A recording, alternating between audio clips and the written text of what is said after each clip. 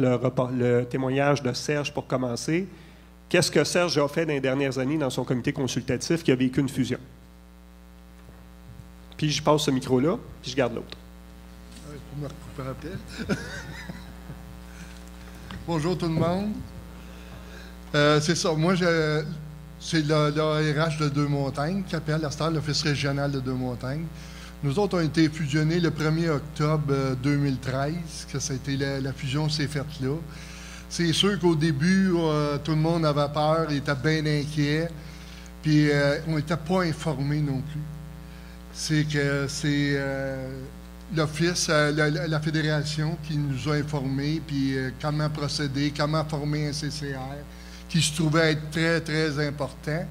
Je trouve que c'est indispensable d'avoir un CCR pour pouvoir avoir une personne par édifice, au moins pour essayer de nous tenir au courant, puis de redonner l'information, puis de faire des demandes au CCR que le CCR peut faire à la direction et au CA de l'Office pour pouvoir demander au CA si, pour avoir de quoi, puis faire des réparations, n'importe quoi, dans tout ça.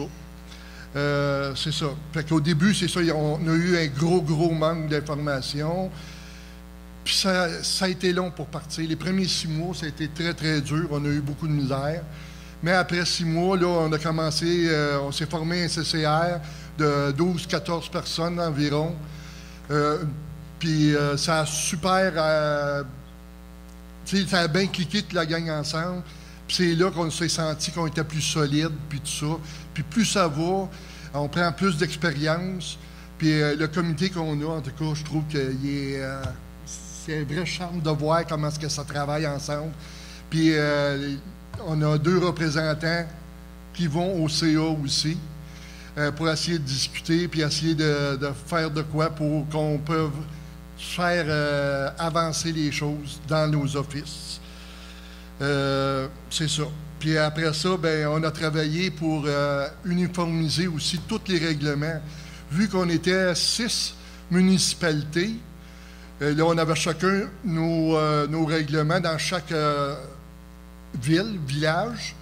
Puis là, on a décidé que ça serait un règlement pour tous les HLM, pour les 333 HLM, logements d'HLM. Puis avec la direction, on s'est assis, puis on est venu à bout de faire un règlement, mais aussi en respectant aussi la situation géographique des édifices, parce qu'il y a un édifice, mettons, dans la ville, c'est une affaire. Un édifice qui est dans un village, qui a plus d'espace, c'est une autre affaire. Il y en a qui ont des jardins, il y en a que... C'est pour ça que c'est important de vérifier puis de se parler pour venir à bout de former un règlement, pour faire un règlement. D'autres, c'est des animaux, d'autres ne veulent pas d'animaux. On a eu des référendums qui sont faits dans certains édifices, qu'eux autres, ils disaient, nous autres, on en veut, nous autres, on n'en veut pas. Fait que là, on a fait un référendum dans ces édifices-là pour que ça soit, que tout le monde soit heureux puis que ça convienne à tout le monde, la majorité. Puis après ça, ben, ça a été de former aussi les comités de loisirs. Ça a été c'est important parce que c'est là aussi pour les représentants puis pour nous emmener des choses au CCR pour qu'on puisse discuter puis à faire sortir l'isolement des personnes qui sont dans les logis. C'est très important, les loisirs, c'est la base, c'est eux autres qui sont là, puis ils nous aident beaucoup à faire en sorte qu'on peut les aider plus au CCR puis au CA pour pouvoir avancer dans tout ça. C'est ça. Puis un point très important aussi, là, qu'on est après à travailler, puis ça, c'est indispensable, c'est un protocole pour les incendies.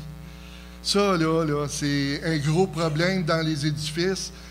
On commence à avancer beaucoup aussi là-dedans. Il y a certains édifices, ça a été plus facile. Il y en a d'autres, on a plus de misère encore. Aussi à réunir toutes les parties pour s'entendre, puis faire une procédure d'évacuation en cas d'incendie, puis de sécurité aussi, parce qu'il y en a souvent, ils arrivent, puis c'est les portes d'entrée. Bien, au lieu de demander c'est qui, ils partent, puis tout de suite, ils payent sur le piton pour ouvrir la porte, puis Ça, je trouve que c'est un gros manque de sécurité parce que ça arrive dans beaucoup de places, ça.